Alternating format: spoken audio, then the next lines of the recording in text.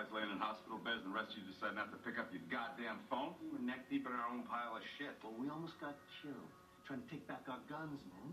Club business, not here, asshole. Hey, come on. I mean it. Hey, they were helping me, Clay. We had some payback to deliver at Cara. Well, hopefully it went a little bit better than the Trammel task. I'll blow me shithead. Excuse me. Sorry to interrupt. I figured I should tell you this in person.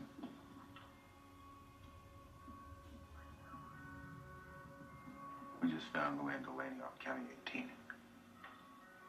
Beaten to death. There's no other details right now. I'm sorry.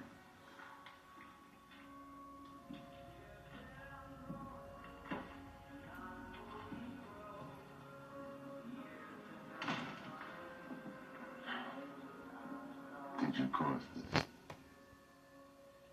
are you talking? Payback?